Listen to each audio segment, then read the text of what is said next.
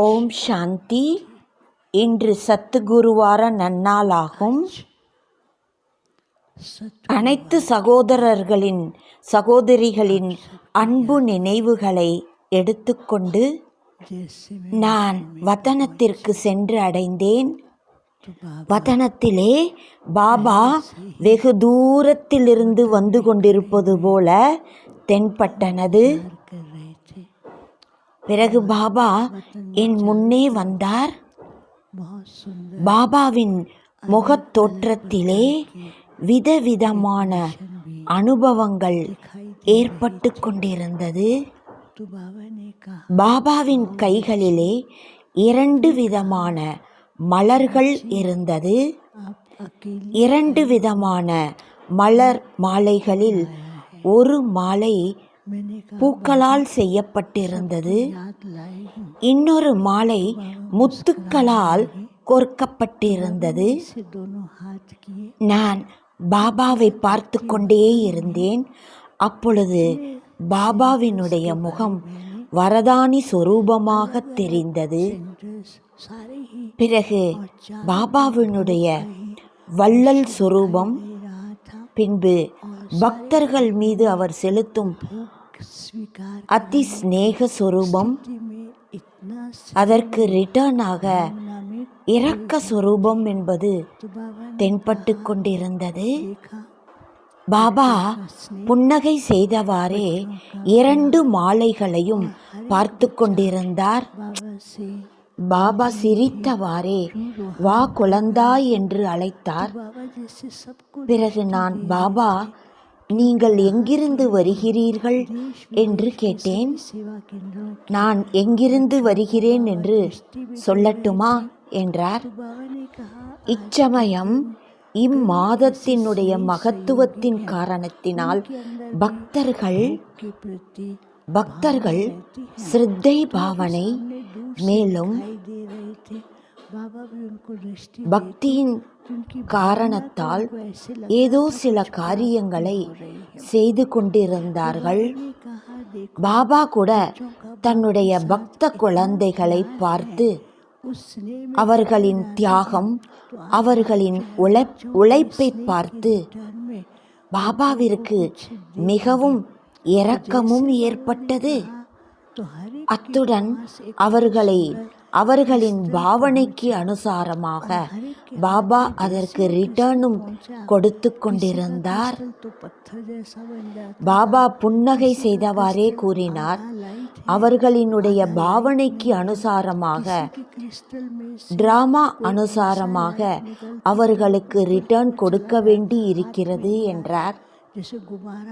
1 second அனுபவத்திற்காக அவர்கள் எவ்வளவு முயற்சி உழைப்பு செய்து கொண்டிருக்கிறார்கள், எத்தனை விதமான கஷ்டங்களை அவர்கள் சகித்துக் கொள்கிறார்கள்.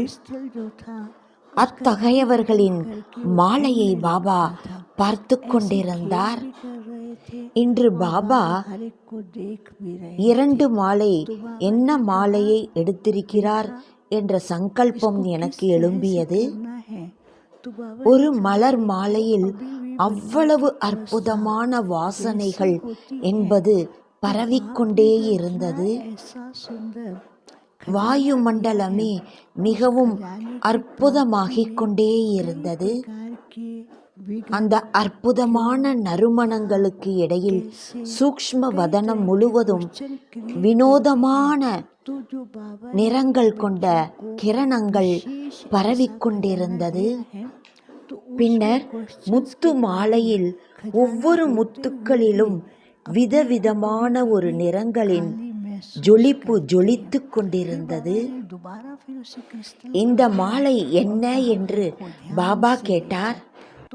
பாபா கூறினார், அவர்கள் 1 நொடி அனுபவத்திற்காக எவ்வளவு கஷ்டங்களை ஏற்றுக்கொள்கிறார்கள், எவ்வளவு கடுமையான உழைப்பு முயற்சி செய்கிறார்கள் என்றார்.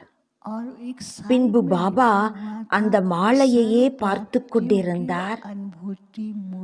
மலர் மாலையில் உள்ளவர்கள் குழந்தைகள், பிராமண குழந்தைகள் மரியாதைகளை சம்பூரணமாக பின்பற்றக்கூடியவர்களாக இருந்தார்கள். மரியாதைகளை முழுமையாக பின்பற்றுவதன் காரணத்தினால் அவர்களுக்குள் சக்தி என்பது வந்தது. அவர்களுக்கு அனுபவம் மட்டுமல்ல, பாபாவிடமிருந்து நிறைய சக்திகள் கிடைத்து கொண்டிருப்பது போன்ற அனுபவமும் ஏற்பட்டு கொண்டிருந்தது. சில குழந்தைகள் மரியாதைகள் அனைத்தையும் நல்ல விதமாக வாழ்க்கையில் பின்பற்றிக் கொண்டிருந்தார்கள். பிறகு பாபா இன்னொரு விதமாக இருந்த அந்த முத்து மாலையை பார்த்தார். அந்த முத்து மாலையின் டாப்பில் எழுதப்பட்டிருந்தது, பாபாவிற்கு சமமாக ஃபரிஷ்தா நிலை என்று எழுதப்பட்டிருந்தது. பிறகு இடையில் விதேகி என்று எழுதப்பட்டிருந்தது. பிறகு சைடில் பாபாவினுடைய அடி மீது அடி எடுத்து வைப்பவர்கள் என்று எழுதப்பட்டிருந்தது. பத்மாபதம் பாக்யசாலி என்று எழுதப்பட்டிருந்தது. அடுத்து மூன்றாவது தரப்பில் சாக்ஷாத் பிரம்மா பாபா சமம் என்று எழுதப்பட்டிருந்தது. இவ்வாறாக முத்து மாலையில் இருந்தது. சிறிது நேரத்தில் நிறைய குழந்தைகள் வந்தார்கள். அவர்களிடம் பாபா மலர் மாலைகளை தந்தார். அந்த மாலைகள் அவர்கள் கழுத்தில் போடப்பட்டது. சிறிது நேரத்தில் பார்த்தால் அந்த மாலையில் உள்ள மலர்கள் மெல்ல மெல்ல குறைய ஆரம்பித்தன. சிலருடைய மலர் மாலை பூரணமாக இல்லாமல் இருந்தது. பாபா கூறுகிறார், குழந்தைகள், பிராமண குழந்தைகள் அனைத்து மரியாதைகளையும் அறிந்தும் இருக்கிறார்கள். மரியாதைக்கு உட்பட்டு சென்று கொண்டு இருக்கிறார்கள். ஆனால் சென்று கொண்டிருக்கும் பொழுதே சில நேரம் இந்த மரியாதைகளின்படி நடந்து சென்று கொண்டிருக்கும் பொழுதே சில நேரம் அவர்களுக்குள் இருக்கும் சம்ஸ்காரத்திற்கு வசமாகி மரியாதைகளிலிருந்து சற்று தளர்வு ஏற்பட்டு விடுகிறது.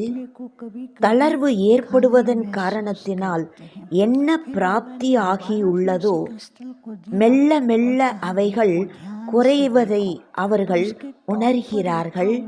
பிறகு பாபாவிடம், பாபா நான் என்ன செய்வேன் என்று முறையிடுகிறார்கள். பாபா எப்படி புருஷார்த்தம் செய்வேன், எப்படி அனுபவம் செய்வேன் என்று முறையிடுகிறார்கள். அப்பொழுது பாபா கூறுகிறார், பாபா என்னவோ உங்களுக்கு சகஜமான விதிமுறைகளை எடுத்துரைத்துள்ளார். பிராமண வாழ்க்கையில் இந்த மரியாதைகளை மிகவும் எச்சரிக்கையுடன் கவனமாக நாம் பின்பற்றி செல்ல வேண்டும். ஏனெனில் இந்த மரியாதைகள் தான் உங்களுக்கு பாதுகாப்பு சாதனமாகும். மேலும் பாபாவிடமிருந்து வரதானங்களை பெறுவதற்கான சிரேஷ்ட சாதனமாகும் என்றார். முத்து மாலையை பார்த்து பாபா சொன்னார், இம்மாலையில் உள்ளவர்கள் பாபாவிற்கு சமமாக முற்றிலும் சமர்ப்பண பாவனையில் இருந்து சேவை செய்கிறார்கள். இவர்கள் பூரணமாக தியாகம் தபஸ்யா செய்துள்ளார்கள். இவை பூஜிக்கத்தக்க மாலையாகும். இந்த மாலையைத்தான் இன்றும் பக்தர்கள் இஷ்ட தெய்வ ரூபத்தில் நினைவு செய்து கொண்டிருக்கின்றார்கள்.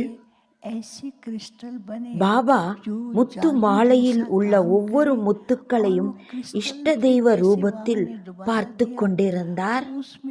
இந்த முத்து மாலைகள் அவர்களிடம் போய் சேர்ந்தது. ஆனால் அவர்கள் கைக்கு வரவில்லை, வெகு தூரத்தில் தெரிந்தது. அவர்கள் அதை பிடிப்பதற்காக முயற்சி செய்து கொண்டிருந்தார்கள்.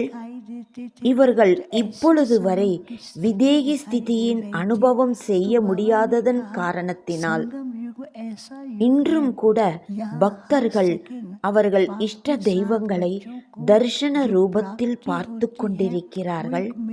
பாபா அவர்களை இஷ்டமாக ஆக்கிக் கொண்டிருக்கிறார். அனைவரும் இஷ்ட ரூபத்தில் பார்த்து கொண்டிருக்கிறார்கள். ஆகவே அனைவரும் இப்பொழுது சம்பன்னம் ஆக வேண்டும் என்றார். மேலும் பாபாவிற்கு சமமாக அவ்வக்த ஃபரிஸ்தா ரூபத்தை தாரணை செய்ய வேண்டும் என்றார். மேலும் விதேகி ஆக வேண்டும்.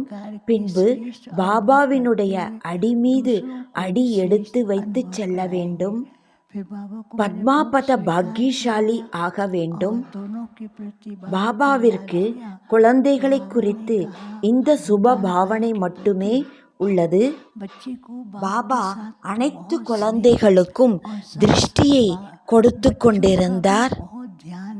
ஒவ்வொருவருடைய கழுத்திலும் அந்த மலர் மாலைகள் என்பது போய் சேர்ந்தது. அந்த மாலையிலிருந்து ஒவ்வொரு மலர்களிலிருந்தும் விதவிதமான லைட்கள் வெளிப்பட்டன. அந்த லைட்டு மிகவும் அற்புதமான அனுபவங்களை செய்வித்து கொண்டிருந்தது. ஒவ்வொருவரிடமும் முத்து மாலையும் கூட போய் சேர்ந்து கொண்டிருந்தது. பாபா கூறினார், பார் குழந்தாய், குழந்தைகளுக்காக பாபா என்னென்ன செய்கிறார் என்றார். ஆனால் குழந்தைகள் சில நேரம் அவ்வப்பொழுது மாயாவினுடைய விஷயங்களில் வந்து விடுகிறார்கள். ஆனால் பாபாவை கூடவே வைத்துக்கொண்டு பாபா என்னென்ன கொடுத்து கொண்டிருக்கின்றாரோ அவைகளை கூடவே வைத்துக்கொண்டு ஒரு பாபாதான் எனக்கு, அவர்தான் துணை, பாபாதான் என் கரங்களை பிடித்து கொண்டு நடத்தி சென்று கொண்டிருக்கின்றார். இந்த ஸ்திதியில் நாம் மிகவும் கவனம் செலுத்த வேண்டும். அப்பொழுதுதான் நான் பாபாவின் கழுத்து மாலையாக ஆகிக் கொண்டிருக்கிறேன் என்ற அனுபவம் செய்ய முடியும். பாபா எப்பொழுதுமே நம் கூடவே இருக்கின்றார். பிறகு நான் பாபா முன்னால் போகை வைத்தேன். பிறகு பாபா அனைவரையும் வதனத்தில் எமர்ஜ் செய்தார். பாபா மிக அன்போடு அனைவருக்கும் திருஷ்டியை கொடுத்தார். பிறகு அனைவருக்கும் பாபா வரதானங்களையும் வழங்கிக் கொண்டிருந்தார். ஓம் சாந்தி.